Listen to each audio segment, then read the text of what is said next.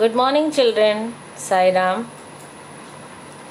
Today, from your course book, we are going to do the first chapter, My Lost Dollar, by Stephen Leacock. Before I start, you have to be ready with a pen and a book and jot down the meanings, whichever is given there in the textbook, and sometimes I'll be telling you some meanings. So let's start, children.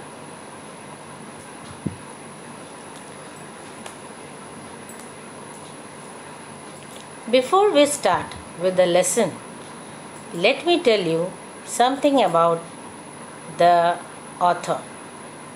Stephen P.H. Butler Leacock was born on 30 December 1869 and he died on 28 March 1944. He was a Canadian teacher, political scientist, writer, and humorist.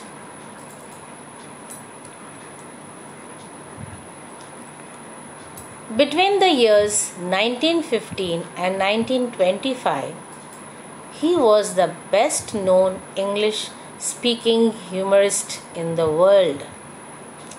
He is known for his light humor along with criticism of people's follies.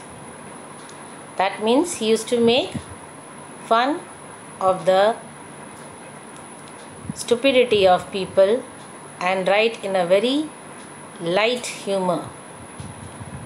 Here, humorist means he used to write funny stories on the stupid behavior of the people. In this lesson, My Lost Dollar, there are two characters, that is the narrator and his friend.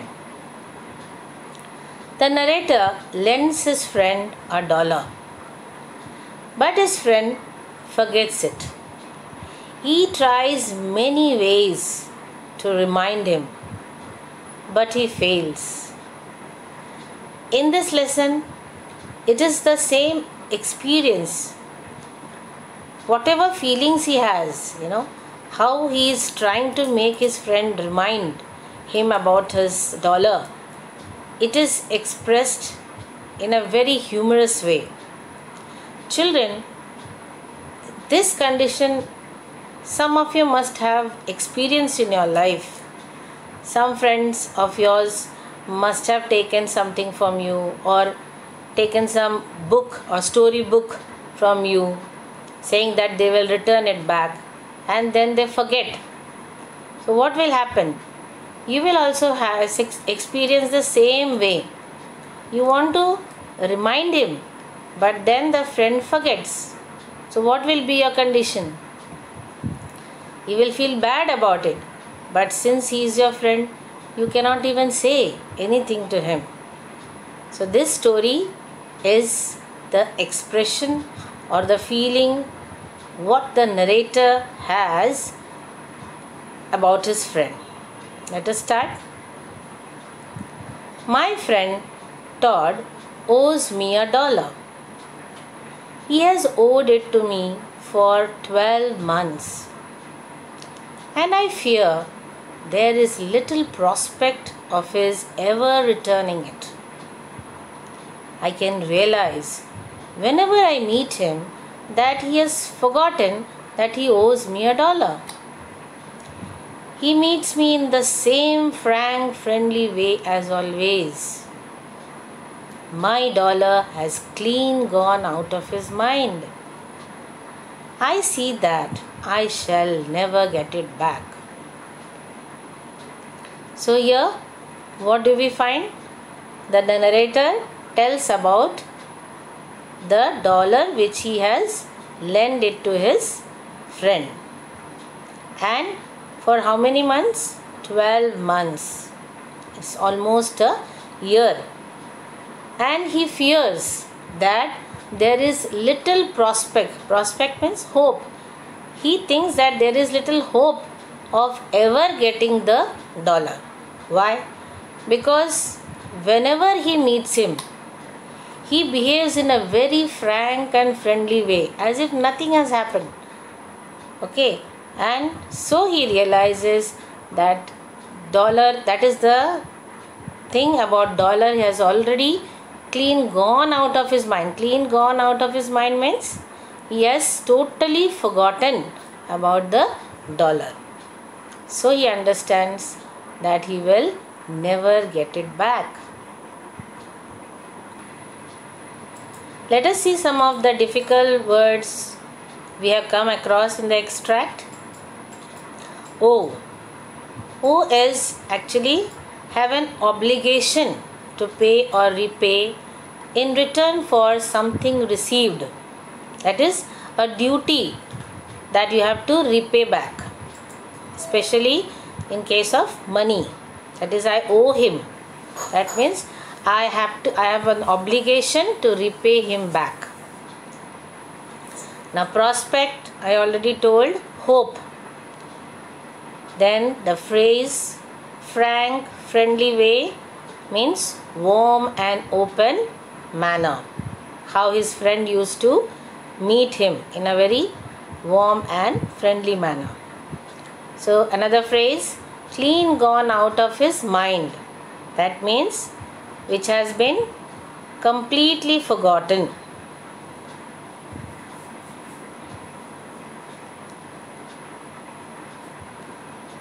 On the other hand, I know that I shall remember all my life that Todd owes me $1. It will make no difference. I trust to our friendship, but I shall never be able to forget it. I don't know how it is with other people, but if any man borrows $1 from me, I carry the recollection of it to the grave. Now here what does he say? He says that whatever it is, he will always remember that Todd has to give him the $1 back. But even if he doesn't give, it will not make any difference to his friendship. But he will not be able to forget it. Even if his friend doesn't give, he will remember all his life. He will feel bad, but he cannot have any, it will not have any effect on the friendship. Then he says that I don't know how it is with other people. That means how other people feels it, he doesn't know.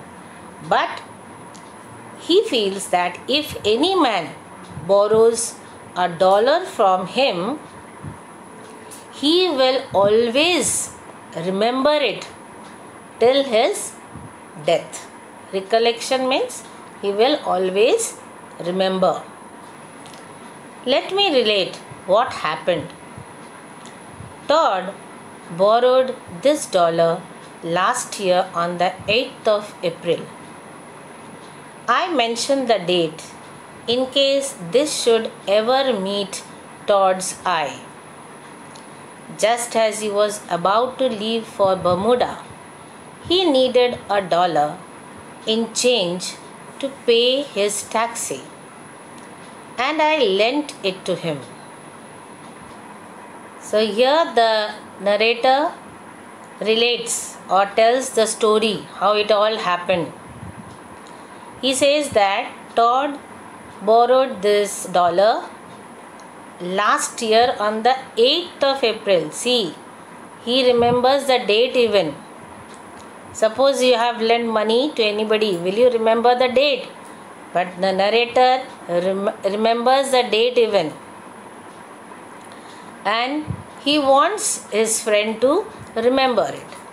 See, that is why it is written, in case this should ever meet Todd's eye. That means he wants him to remember. Just now, when did he take the money? When he was about to leave for Bermuda. Why did he take? Because he wanted to pay the change to the taxi. The narrator lends him the money. Now see, lends means, why does he stress? That means he wants it back. He does not say that he has given the money. He says that he has lent it to him. That means he feels that he will repay back the money. It happened quite simply and naturally. I hardly realized it till it was all over. He merely said, "Let me have $1, will you?" And I said, "Certainly. Is $1 enough?" I believe, in fact, I know that when Todd took that dollar, he meant to pay it back. Here he is giving the background, how it all happened naturally. He didn't even realize that it was all over. That means he will not get his money back. When his friend asked him, he was eager to give him money.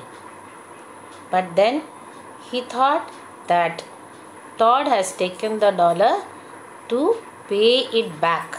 He never thought that he will never pay it back. So here in this picture you can see the narrator lending money to his friend Todd. He sent me a note from Hamilton, Bermuda. I thought when I opened it that the dollar would be in it. But it was not. He merely said that the temperature was up to nearly 100. The figure misled me for a moment. So what do you find? His friend sent a note from Bermuda and he thought that it would be the dollar, but then it was not. And he just said, merely means he just said that the temperature was up to nearly 100. So this figure, that is when he said 100, this figure misled him, gave a wrong impression to him, and he thought that he was talking about the dollar, but it was not. Todd was talking about the temperature in Bermuda.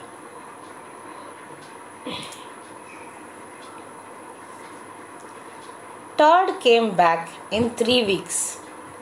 I met him at the train, not because of the dollar, but because I really esteem him. Now, after being there for 3 weeks, Todd came back. And the narrator goes there to meet him, to receive him. He says that he doesn't go for dollar, but he really have respect for him.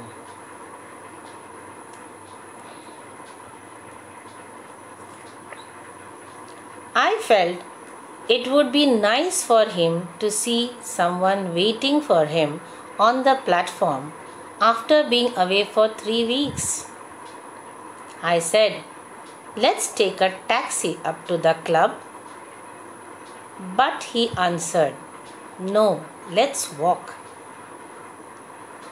So the narrator goes there to receive his friend, and he feels that his friend will feel very good that he has come to receive him. Then at the back of his mind, dollar was already there. He thought that his friend will give him back, but then he's trying ways. Now see what he does. What he says, "Let's take a taxi up to the club." He tries other ways. He says that let us have the taxi, so that at least by the name of taxi he will remember that he has to give back the dollar. But then his friend says, "No, let's walk." So here he is trying to add humor to it. We spent the evening together talking about Bermuda. I was thinking of the dollar, but of course, I didn't refer to it. One simply cannot.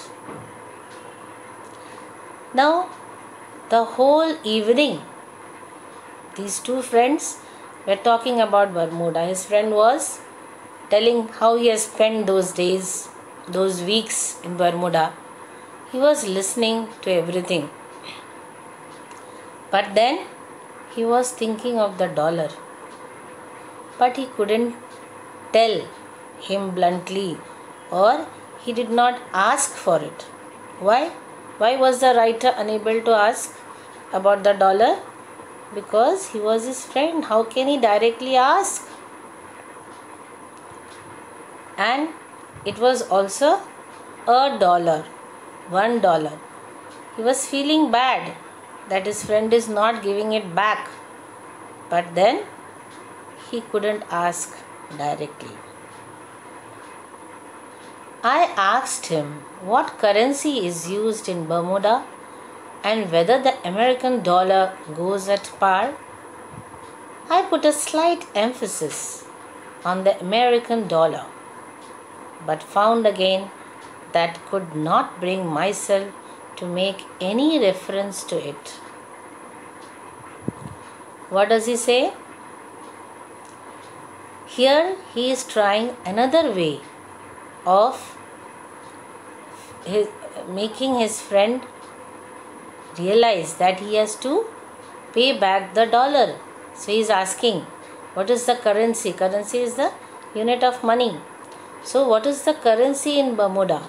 And whether the American dollar goes at par, that means has the same value. Then he put a slight emphasis on the American dollar. He stressed on the American dollar. Why? Because he wants his friend to remember about the dollar. But then he could not could not directly refer to it. He could not say directly to his friend that you owe me $1. It took me some time. I see Todd practically every day at my club to realize that he had completely forgotten the dollar. I asked him one day what his trip cost him, and he said that he kept no accounts. A little later, I asked him if he felt settled down after his trip, and he said that he had practically forgotten about it. So I knew it was all over. Now every day, the narrator practically every day they used to meet at the club. But it took him some time to realize that he will not get his dollar back. How? One day he asked his friend about the trip to Bermuda. What was the expense and all. He says that he does not keep any accounts. That means he does not keep any record of his expenditure. And then when he asked him, he says that he has actually forgotten about the trip.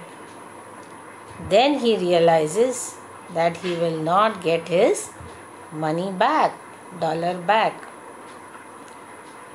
In all this, I bear Todd no grudge. I have simply added him to the list of men who owe me $1 and who have forgotten it. There are quite a few of them now. I make no difference in my demeanor to them, but I only wish that I could forget. Now what he says? I bear Todd no grudge. Grudge means there is a feeling of resentment, that is ill feeling I bear no grudge means I have no ill feeling towards my friend Todd. So what he has done? He has just added his name to the list of men who owes him $1. That means who has taken money from him and already forgotten about it.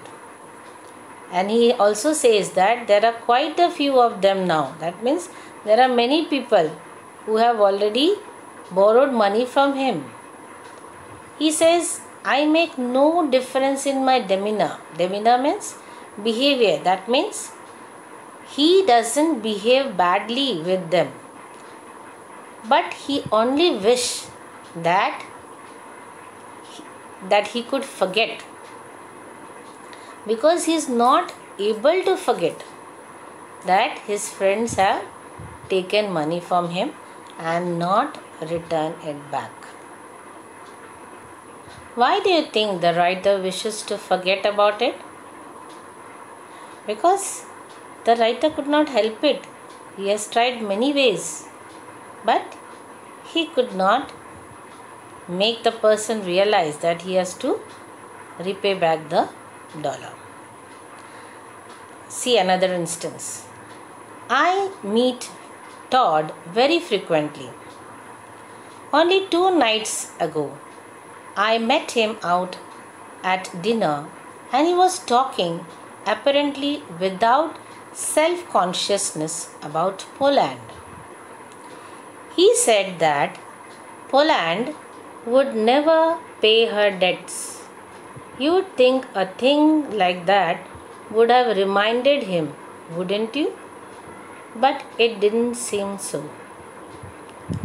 So he was talking about Poland not paying debts, not repaying back the money. But you would think that he will think about his $1? No. So that means he has already forgotten about it. But in the meantime, a thought, a rather painful thought, has begun to come into my mind at intervals. It is this. If Todd owes $1 and has forgotten it, it is possible that there must be men to whom I owe $1 which I have forgotten. There may be a list of them. The more I think of it, the less I like it. Because I am quite sure that if I had once forgotten $1, I should never pay it on this side of the grave. With his wounded feelings, the narrator begins a period of introspection. He starts thinking. He feels if forgetting loans is so human, he himself could have taken such loans and not repaid it. This realization unsettles him. The feeling of moral guilt haunts the narrator. If there are such men, I want them to speak out. Not all at once, but in reasonable numbers. And as far as may be in alphabetical order. I will immediately write their names down on paper. I don't count here men who may have lent me an odd $1 over a bridge table. And I am not thinking. Indeed, I am taking care not to think of the man who lent me 30 cents to pay for a bottle of plain soda in the Detroit Athletic Club last month. I always find that there's nothing like plain soda after a tiring ride across the Canadian frontier. And that man who advanced that 30 cents knows exactly why I felt that I had done enough for him. But if any man ever lent me $1 to pay for a taxi when I was starting for Bermuda, I want to pay it. Now, what does he say? He wants his creditors to speak up and claim for the refunds. And then he makes an account. Okay, and he thinks whom he has to pay. He wants to write the names in the paper. But he doesn't want to count those men who have lent or given money on a bridge table, because they are not giving the money for taking it back. He has not asked for it. They have given him. Or he is not thinking about the person who has given money for buying soda. Okay, so he is not thinking about them. But if a man has lent him $1 for a taxi when he was starting for Bermuda, he wants to pay it. That means he is thinking about his friend, because he has lent him the money. That means on condition that he will give it back. More than that, I want to start a general movement, a back to honesty movement, for paying all these odd dollars that are borrowed in moments of expansion. Let us remember that the greatest nations were built up on the rock basis of absolute honesty. The narrator is so disturbed about the discontent of loan defaults that he wants to start a back to honesty campaign. He is convinced that honesty should be the base of all nations aspiring to greatness. In conclusion, may I say that I do particularly ask that no reader of this story will be careless enough to leave this copy round where it might be seen by Major Todd of the University Club of Montreal. While concluding, the narrator wants his forgetful friend Todd not to know of the torment the non-payment has caused to him.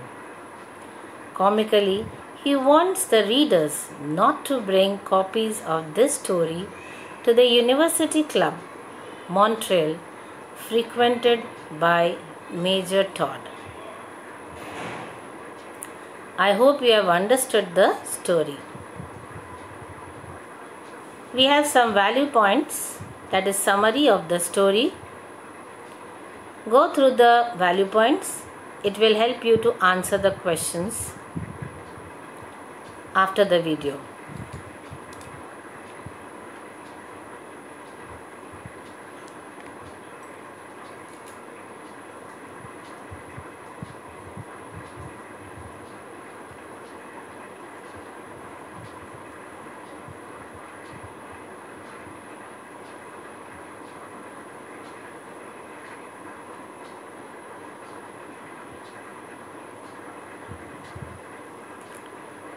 We have some RTC questions. One sentence is taken from the lesson and some questions are asked. Let us find the answers. I can realize whenever I meet him that he has forgotten that he owes me $1. Who does him refer to here? Here, him refers to Todd, or him refers to Todd here. What makes the narrator realize that he has forgotten that he owes the narrator $1? Todd never mentions it, and he is as friendly, as warm and friendly as he always was. This makes him realize that he has forgotten that he owes the narrator $1. When had he borrowed it and why? Todd had borrowed it when he was about to board a taxi on his way to Bermuda. It was on the 8th of April. How does the narrator feel about him? The narrator does not hate him, but wishes he would remember to pay him back. With this, we come to an end of this video. Children, after this video, there is a link. You have to click the link and submit your answers. Thank you. Have a nice day.